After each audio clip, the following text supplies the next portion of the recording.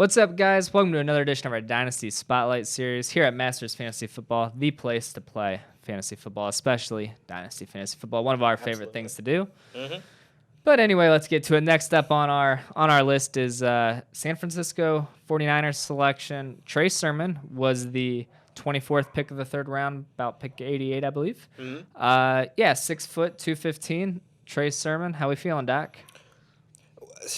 Well, I've never been a huge Trey Sermon guy. Even when he was at Oklahoma, I didn't think he was great in any area. But I will say he's very good in a lot of areas. Mm-hmm. He's a solid player. He's got a good build.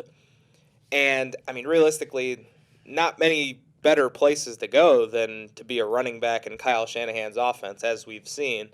So, I mean, all those things combined, I do like Trey Sermon and San Fran, especially if he's got that opportunity to become the bell cow there.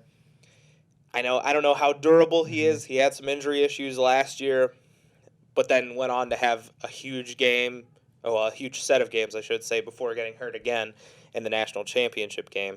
So I think there's definitely talent there. There's a lot to be excited about just given the situation. And, the other running backs there are obviously getting a little older, like Mostert.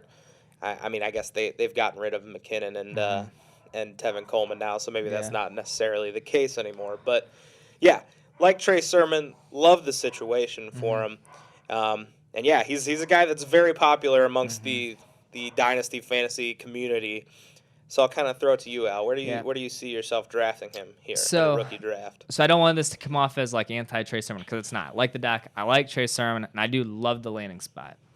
Difference is the whole fantasy community loves the landing spot. Loves the landing spot. And I just think, we're seeing his ADP right now jump in the late first round of rookie drafts. Yeah, that's probably a bit much. Yeah, and it's not that I think, it's not that he can't return on investment there, but it's just a little risky to me. It reminds me a lot of how Keyshawn Vaughn just shot up rookie drafts last year after the draft. And not to say that he's going to have a Keyshawn Vaughn rookie type year. I think he'll have a much more fantasy relevant rookie year than that. But it's just more of a lesson to be learned than, sometimes these guys who jump up, from mid to late seconds to first round rookie picks just because the landing spot, maybe it's a little too much because, some of those names did leave San Fran, but they also drafted a guy named Elijah Mitchell in the 7th round, which I know he's a 7th round pick, but I kind of like Elijah Mitchell too. Yeah. Just like I like Trey Sermon as well. Obviously, they drafted Trey Sermon higher, but even though I've never loved Raheem Mostert's still there. Yeah. Never loved Jeffrey Wilson's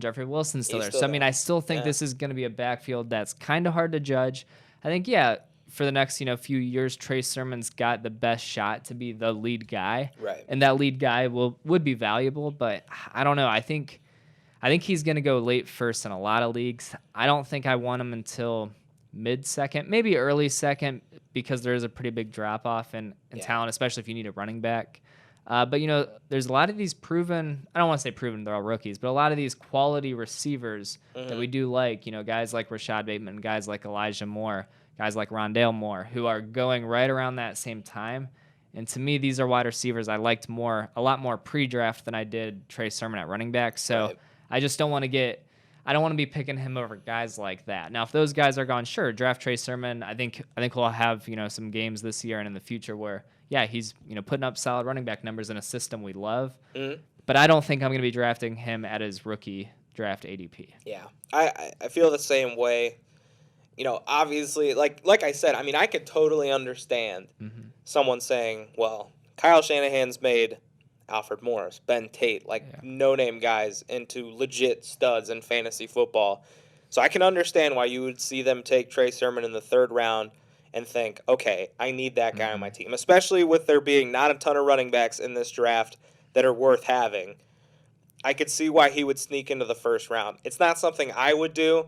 And it might even be something that I probably should do. But, that's kind of up in the air.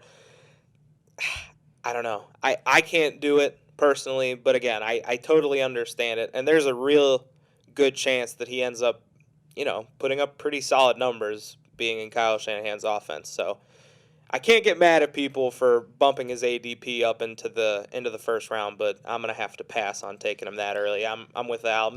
Top of the second's probably where I'd I'd start to consider him. Yeah, and again, I'm not trying to make this an anti-Trey Sermon show, but I just want to show another narrative, too, very close to the Kyle Shanahan San Francisco narrative where we saw it happen and flop.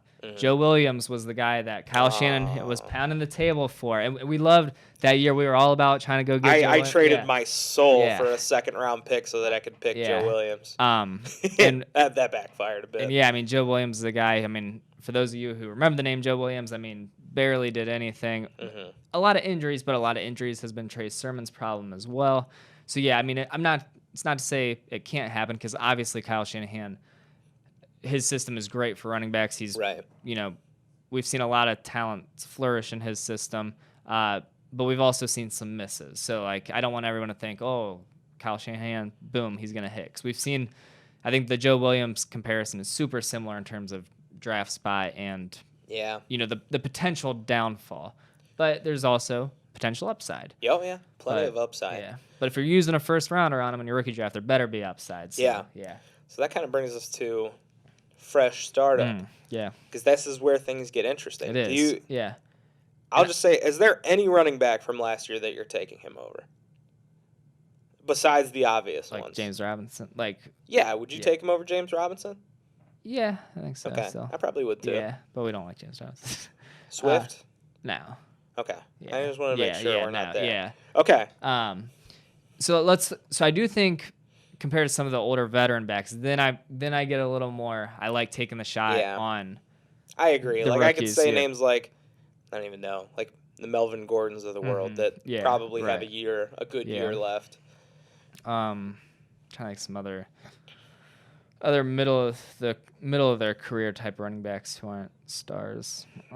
It's hard. I know. Yeah, there's a lot of good ones. Yeah, there are. Chris Carson. It's a good one. I'll go with Trey Sermon there. Ooh, okay. Even though I think Chris Carson this year for sure outproduces him, I'll go. Yeah. I'll chase the upside there. Yeah, I'm okay with that.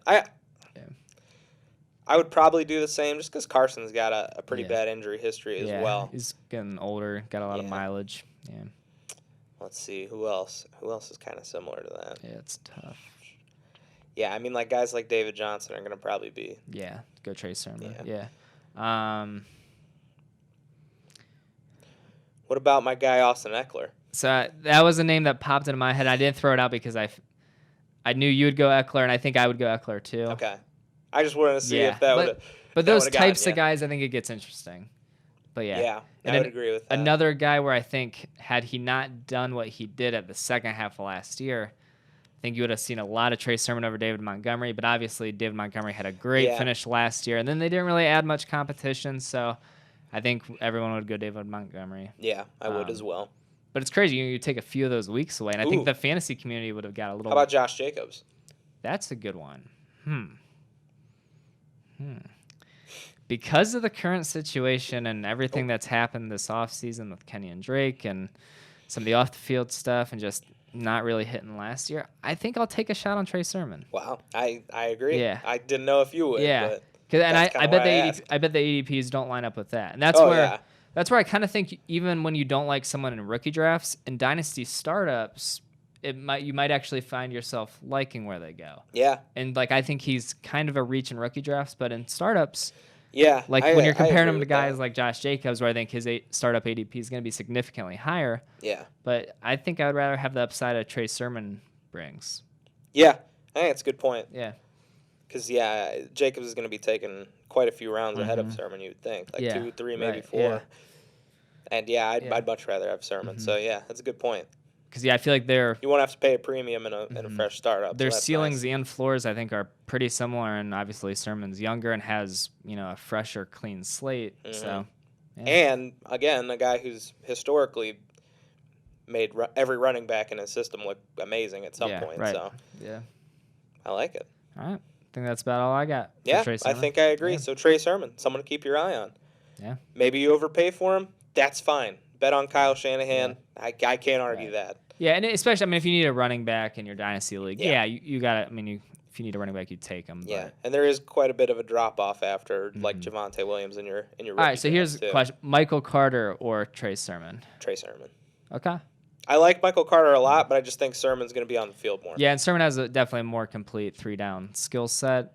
but I kind of feel like because of I like Michael Carter better Yeah. as a player, but in terms of fantasy. Yeah. I feel like in PPR leagues, his role could have a lot more longevity to it, but I don't know. Yeah. Yeah, that is true. That's a tough one. I think, though, yeah, obviously. That's where Kyle Shanahan kicks in for me. Because I think, like, grand scheme of things, if everything goes according to plan, Trey Sermon will be really good because he has Kyle Shanahan. All right. I like that. All right. But Michael Carter has the younger LaFleur, who's the OC there with Robert Saleh. That's same fair. Same system, right? I mean, basically, it's Shanahan's system. That's fair. I don't know. Yeah. I don't know. It's tough. Yeah. Let the people decide. Yeah. Leave a comment below. Yeah. Trey Sermon or Michael Carter. Yeah, we'd love to hear. Anyways, as always, folks, thank you for listening. Thank you for watching. All that good stuff. Sign up for a Masters Fantasy Football League. Dynasty Football is our specialty. We've got plenty of orphan leagues that you can come scoop up for half the price because the previous owner paid your deposit. And there's some good teams sitting out there. So really, be ready for that. Stick around the Masters Fantasy Football League's website. Just wait. And when the orphaning begins, go get your team. Join the Masters family. And, if not, you can just wait for a redraft league or a regular Dynasty League. We do those as well. So, again, keep your eyes out. Join the family. Leave a like, leave a comment, all that good stuff. And we'll see you next time. Thanks for listening, guys.